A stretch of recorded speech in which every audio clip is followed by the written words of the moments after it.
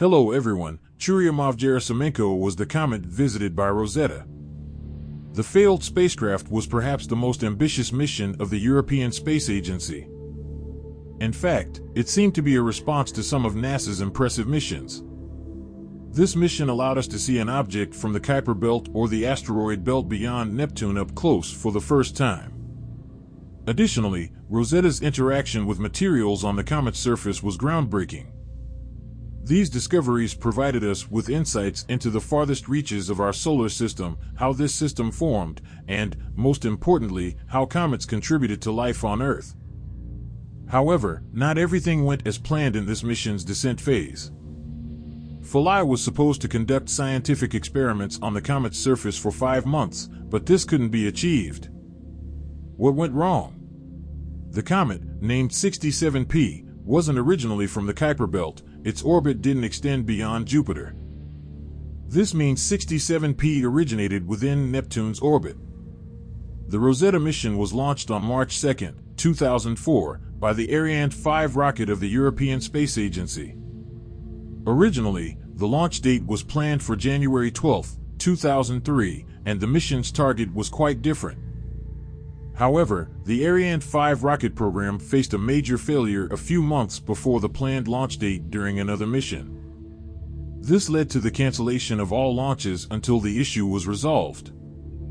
Moreover, changing the launch date meant missing the comet's designated launch window, requiring a new target.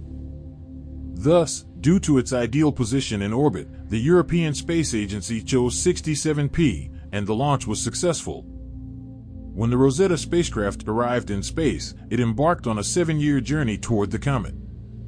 Like most missions beyond the solar system, the craft needed gravitational assistance to reach such a distant location. Rosetta passed by Mars in 2007, which was a risky maneuver, flying just 250 kilometers above the planet's surface. During this 15-minute flyby, the craft remained entirely in Mars' shadow, yet it relied on solar power, necessitating a standby mode. Rosetta's components had to be constantly kept warm by built-in electric heaters to prevent damage from the extreme conditions of space. However, the batteries weren't designed to function for an extended period on their own. As a result, their power levels dangerously dropped, and had the batteries completely drained, the craft wouldn't have been able to reach beyond Mars. During this time, no communication was relayed to Earth. Therefore, mission controllers began waiting, hoping the craft could power itself back on. It was a billion-euro gamble, but the flight was successful, and the mission continued.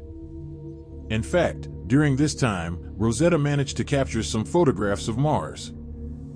In 2007, the spacecraft made its second close pass by Earth, from a distance of 5,700 kilometers. Interestingly, during this close pass, Rosetta was detectable from telescopes on Earth.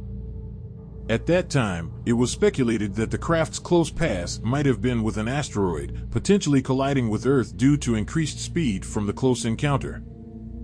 By harnessing the increased velocity from this close encounter, the craft returned to the solar system. Rosetta then captured some photographs of a small 5 km asteroid, 2867 Steins, located in the asteroid belt beyond Mars' orbit. In 2009, Rosetta made its final flyby of Earth, acquiring the necessary support to reach the comet. During the last leg of its journey in 2010, the spacecraft passed by another asteroid, 21 Lutetia, with a diameter of 100 kilometers after visiting Lutetia. Rosetta approached the comet Churyumov-Gerasimenko and entered a hibernation mode that lasted until 2014. Later, with the activation of its thrusters, Rosetta's orbit was aligned with the comet's orbit. As Rosetta approached the asteroid, it started capturing fantastic images. These images surprised everyone as they revealed that the comet had rugged cliffs and sharp edges, an unexpected finding.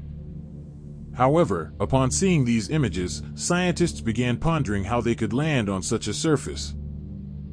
As the name suggests, the Rosetta mission consisted of 2 parts, the orbiter and the main spacecraft, Rosetta, and a much smaller lander probe, Philae.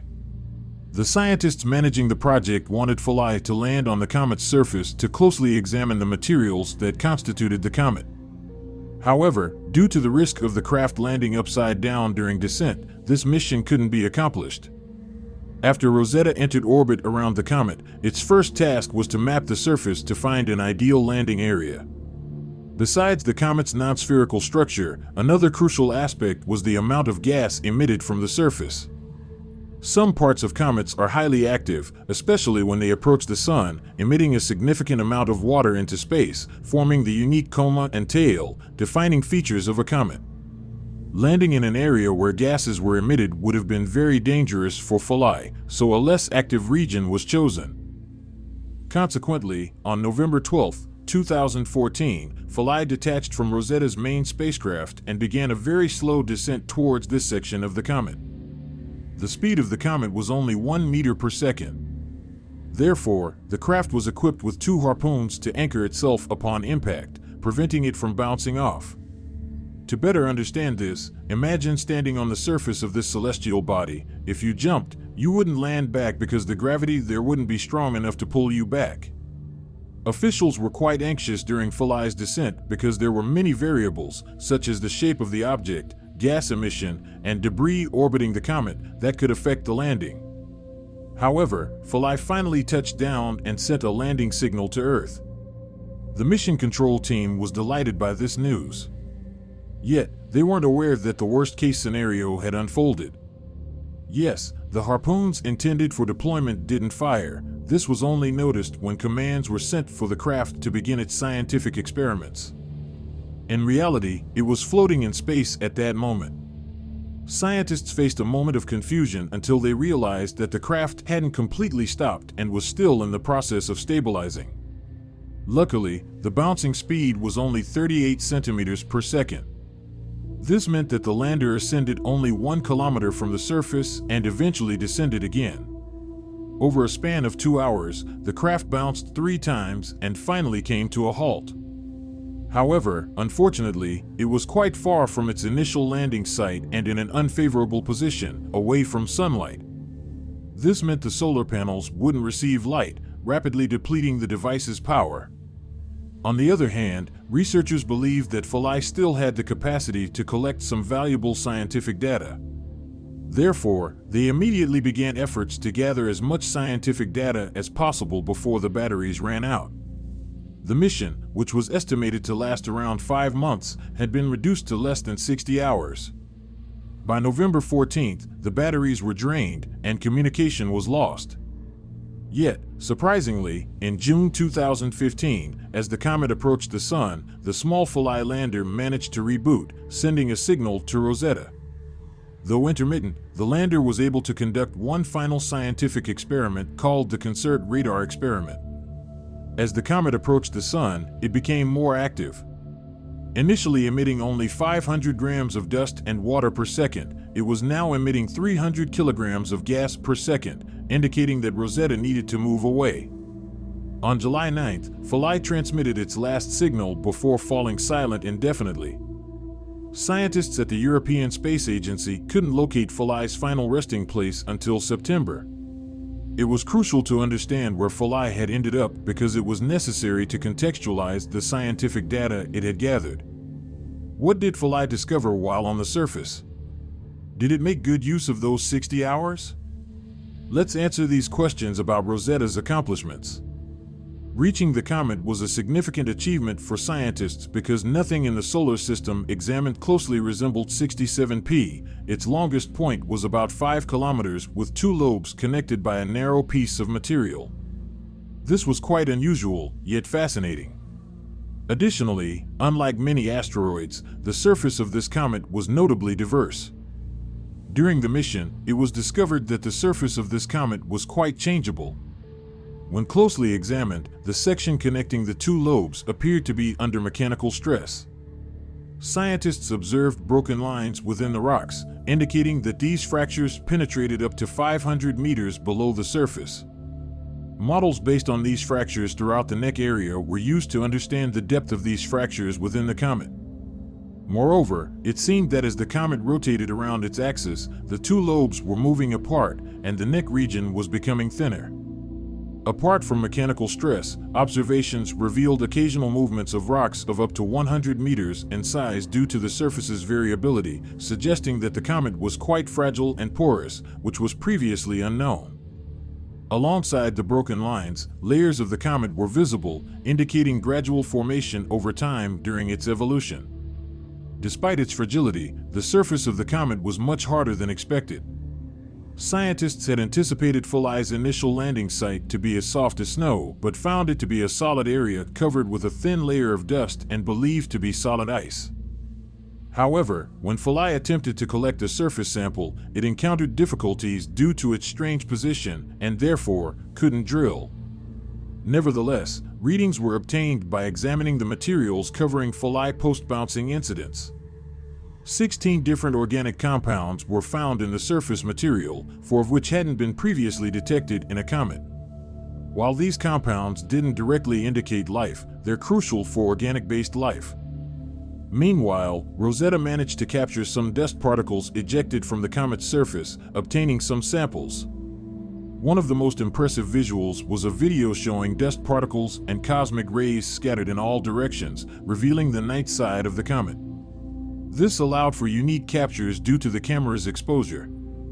Additionally, the comet's composition remained unchanged throughout the mission, even as it became more active.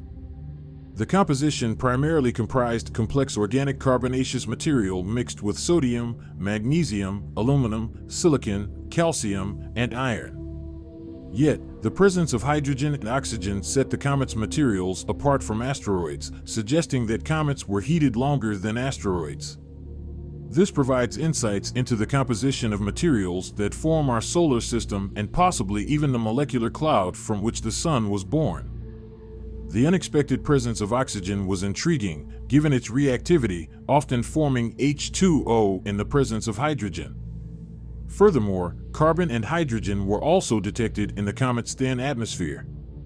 The dust particles observed here were extremely small, with the largest being only 2 millimeters in diameter. These findings offer insights into the materials that form our solar system, potentially shedding light on its evolution. Comets tend to be very dark and reflect only 3% to 4% of sunlight that falls on them, which is unexpected for objects expected to be primarily ice. However, in reality, much of the comet's ice isn't on the surface. Instead, it's covered by a complex carbonaceous dust layer, darker than asphalt. The bright patches in accelerated color represent exposed water ice. It was observed that when volatile material beneath the dust layer heated up, it released water and carbon dioxide, causing the comet to release jets and create its tail. As for the mission's goal regarding the source of Earth's water, the findings indicated that comets like 67P were not the primary source. The ratio of deuterium to hydrogen in the water vapor was significantly different from that found on Earth, implying a different origin. This ratio of deuterium to hydrogen is crucial in determining an object's origin within the solar system. The ratios of Earth and 67P were notably different, indicating that these comets weren't the primary source of Earth's water. Scientists are now focusing on different models. What are your thoughts on this matter? We're looking forward to your comments. See you in the next video. Goodbye.